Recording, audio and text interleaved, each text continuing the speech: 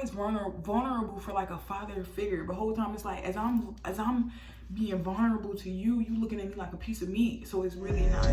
This is for the girls on the grind. This is for the girls that'll work full time. This is for the self-made girls, yeah, the self-paid girls, but never let them change your mind. Girls who fly, girls who thrive, living out dreams money just can't buy. If you question your why, you feeling defeat. I have a cousin named Tyler Jawan Carter, and this bitch, when I was 5 years old, he used to molest me and shit like that. I think that's where all the trauma started. Like, I didn't really, like, it's complicated. We didn't really have a dad. Like, we had a dad, but he lived out of the state.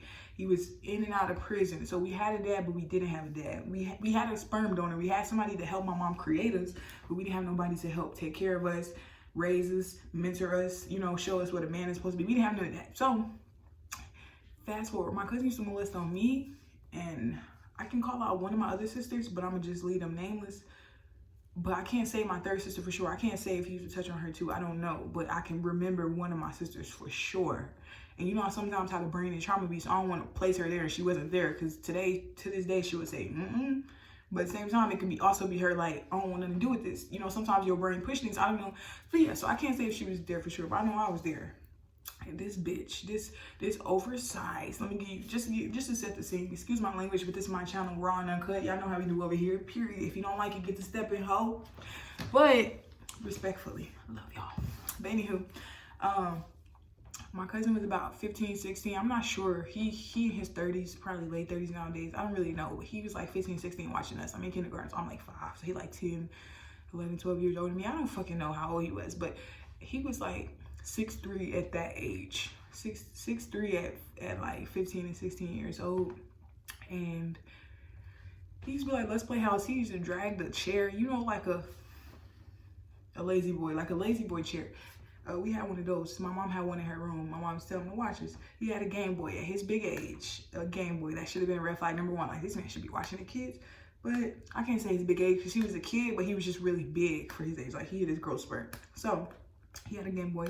He would play his Game Boy. He'd be watching this. He slid the chair into the closet, and he would proceed to make us give him oral. Yes, we could have said no, but also having in mind this nigga is big as hell. I'm thinking he gonna like beat me to death or something if I tell, or you know, like I'm just thinking he gonna treat me the worst of the worst. And I mean, like, really give it to me if I don't. Like, but yeah, he used to do that to us.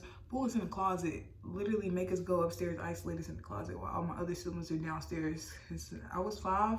But all my mom's children are like 2, 1.5 years apart. So I was 5. My sister was probably, what the fuck? My sister was probably 4. Those was probably, it was just weird to even think about. I don't know. It's weird. Like, I don't know. I always knew about it, you know, because it happened to me. But it's weird to actually put the ages. Like, bitch, this is a fucking baby that, like, ew. But fast forward, I mean, a toddler, not a baby, but a kid.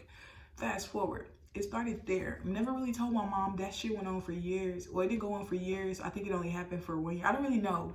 But that went on probably as long as he watched us. I don't know how long he watched us, babysitted us. But that went on. Fast forward, mind you, this is kindergarten, 1st grade. Young. So that went on. Fast forward to 3rd grade. Nothing bad ever happened to me, but I had a male teacher, and I was such a good student and quiet, minding my business, just so the class was bad as hell, and I'm just so quiet. So my teacher gave me $1.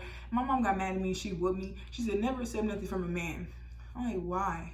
But why? I didn't say why, because you know you're gonna question your parents. But I'm thinking like, wow, I worked hard. I'm quiet. I'm the only good student. He gave me $1. I didn't keep my $1. She took the $1 back up to the school. Said, you give my daughter $1. Don't give my daughter $1 no more. Da da da. So I'm like, okay. He apologized. And he was like, she was just really good. And da da da. She was like, I understand. But no, you don't understand. That was my price for being good. But I get what she's saying because men are weird. And next thing you know, he gonna lure me home with this $1. Nah, probably another good man in my life, but I never got to see because my mom was so. But yeah. Literally, she know her own nephew over here touching on me and shit. And she pressing my teacher. You need to be pressing your nephew.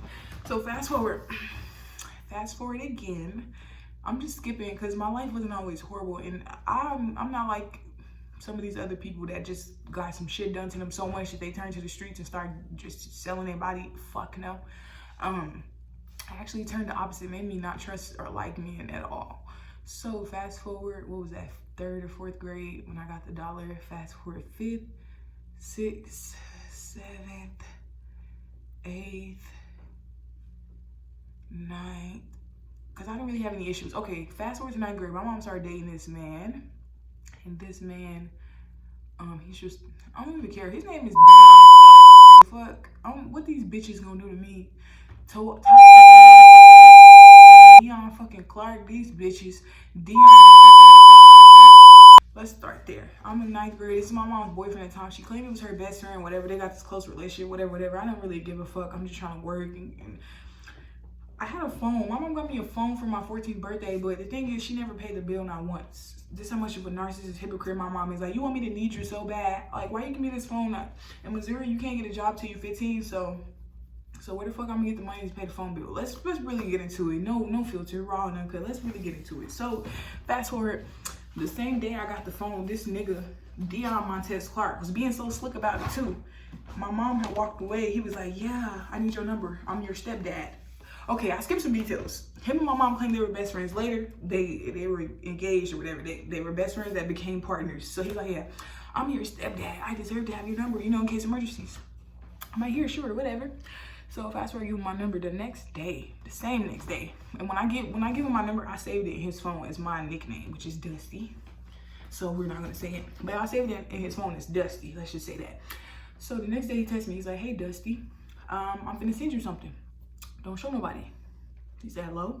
An hour later, I didn't text him back because bitch, what the fuck you need to text me that I can't show nobody else? Like, what the fuck? So the next day comes. He sends me a picture of his private parts. And mind you, I'm a sweet, innocent girl. Never like lost my virginity. Never looked at sex. Never even like I'm focused on sports at this time. Never even looked at a boy for real. I'm 14 years old, so I'm just nervous when I see the picture, and I show my friends at school, and I don't know what to do. Mind you, I'm a good kid. When I say good, I mean I don't even curse. Like I call my sister bitches every now and again, but I was like, you bitch ass motherfucker, you need to leave my mom the fuck alone. You need to go on with your creepy pedophile ass. You need to get the fuck you sick. Just saying everything in caps, and I'm feeling so good because I don't normally do this, and I just feel like I'm eating this man up the fuck, and I have the right to. My mom not gonna be mad at me because like you're. So I get to school and I'm scared. I didn't tell my mom. I didn't tell nobody. I told my friends. They said I need to tell my mom because we all live together. And I'm like, no, that's why I don't want to tell her, because we all live together. It's going to be awkward. They're like, nah, you can't just let that slide under the rug. So I'm like, yeah, you're right. I didn't tell my sisters. We take a cab to school. My sisters sit in the cab. They see me mad, but I didn't tell them like, what's up. But I told my friends, because they're a little bit older, they'll understand a little more. I'm a freshman. My sister's middle school. Like, why would I tell them that? So, yeah, my friend's like, nah, tell your mom. So I told my mom. Before I told my mom, I deleted the picture. Mind you, I tell you, I never had sex before. So for me to see his shit all in my phone, I'm like, delete. But the messages were still there. Like, I'm finna send you this. Everything else is there except the picture itself. So I show my mom. She's like, where's the picture? I'm like, I deleted the picture. She's like,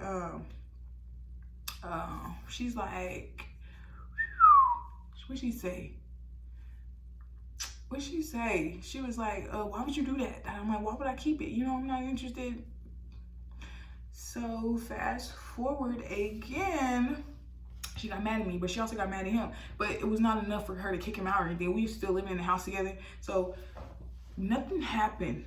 But I think a couple days later, he was like, hey, Dusty, can I talk to you? I said, no. But then, your mom be like, happy when you want to start, like, put this shit back. No, you ain't fucking get or talk to him. I'm finna beat your ass. You know what parents do? I'm not a mama, so I can't really do that evil ass, slave ass shit. So my mom was like, talk to him, like forcing me to do something I didn't want to do. She's like, talk to him. So since I talked to him, the first thing he said out his mouth, and I quote, everybody deserves a second chance at life. And I'm just like, so my mom's standing behind him while he's talking. He's like, I apologize, you forgive me? And because my mom's right there, like, what'd he say? On Friday, Ice Cube was like, what'd he say? My mom's standing there like, forgive him. You say yes, behind his head. So I'm like, yeah, I forgive you. So after that, my mom forced me to forgive him, but I never really did. It was just awkward living in his house with him. And it's like she would play with my trauma. When she would be mad at him, she would say, oh, I'm finna go to the police and report child child pornography, child, you know, something along those lines. She would say that I'm finna go to the police and report that.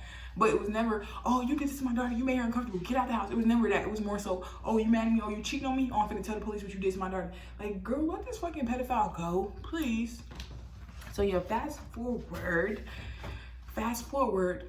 I'm a freshman. My sophomore year, I started doing, I forgot what, but in my school in Northeast, they made us do track and cross country. I mean, they made us do cross country in order to condition for our sports that we was playing.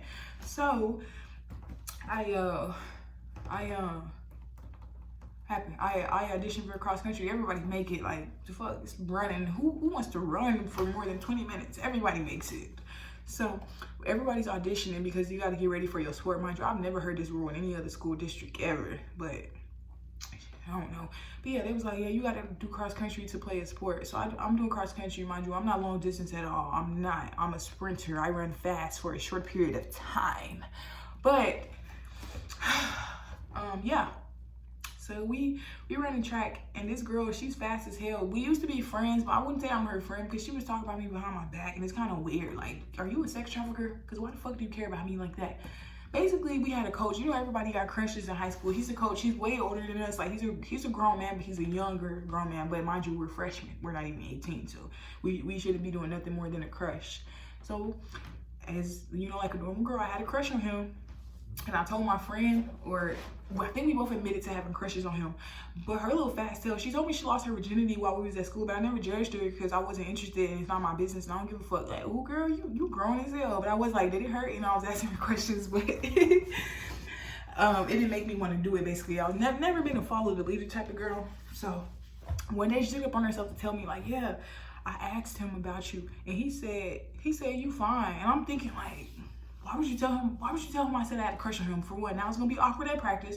For two, he's a grown man. For three, he said I'm fine. Like, bro, I'm 14.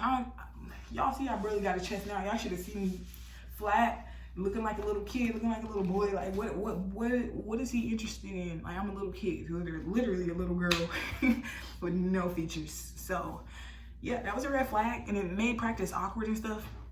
But it wasn't too bad because, you know, I didn't admit to it. Like, no, I didn't say that. You know, take it to the grave. I didn't say that. So fast forward, I don't know. Fast forward towards the end, he was cool, but fast forward towards the end of the season, and his name is dddy. What's his first name? His name is Pierre.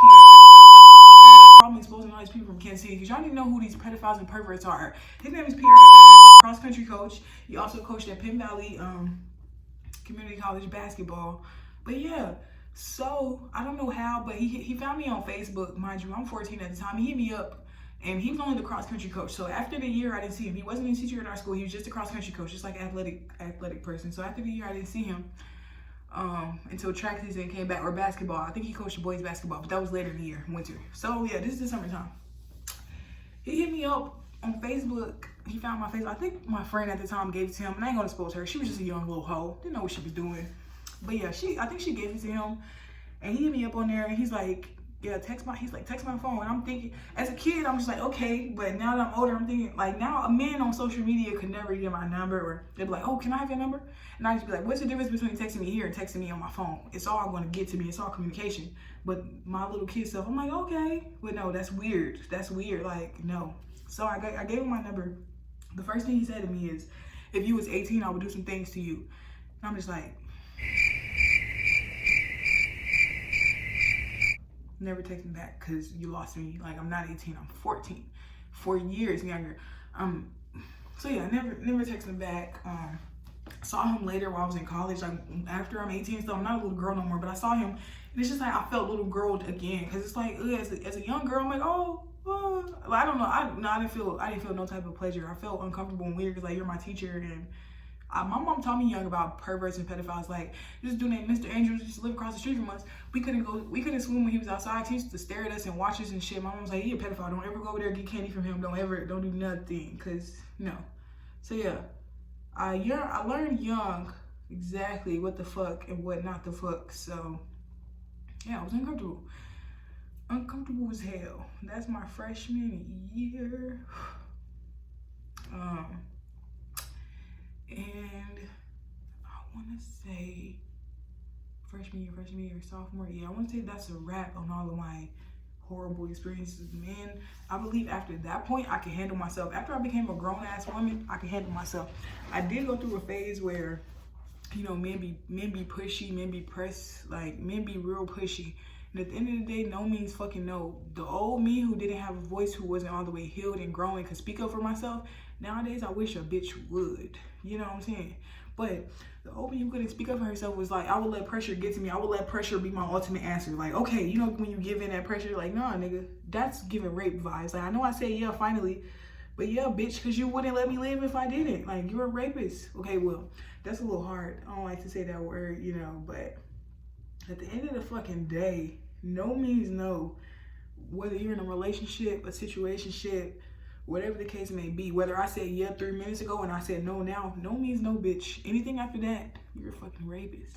Like, so yeah. Now y'all got a little insight on why I hate the male species. Why, like, I don't trust them as far as I can throw them. And I always say this, I can handle men my age, but the older men, I just never know. I never had a father, so I feel like for the most part, I always struggled to find like that father-style relationship. I had a coach, Coach Conway, Jim Conway, rest his soul. He was like that father figure I never had. If you guys follow Derek Grace on social media, I always tell him in the comments, like, you like my father I never had. He be replying to me, but I was always searching for that. I was always vulnerable for like a father figure. But the whole time it's like, as I'm being vulnerable to you, you looking at me like a piece of meat. So it's really not, you know, it's really not giving. It's like, I can't be so trusting, I can't be so open, you know, or else people do like bring you in, chew you up, and spit you out. That's just what it is, especially the male species.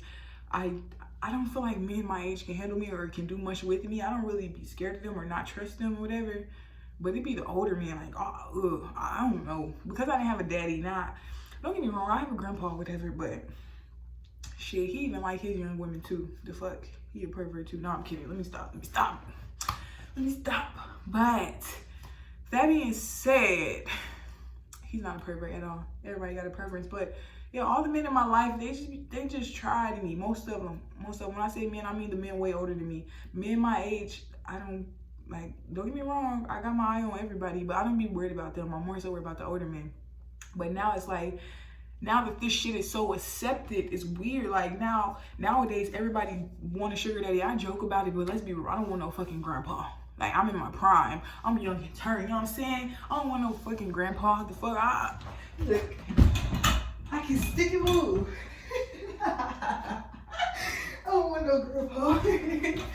But that being said, the way sugar daddy culture is accepted nowadays is kind of weird, but it's still very weird. Like, it's all very weird, but the way it's accepted nowadays, the shit is kind of weird to say, because it's like some girls really like and appreciate this, but even like girls like me who don't appreciate this shit feel a little girl every time. But like I said, I'm young and tired.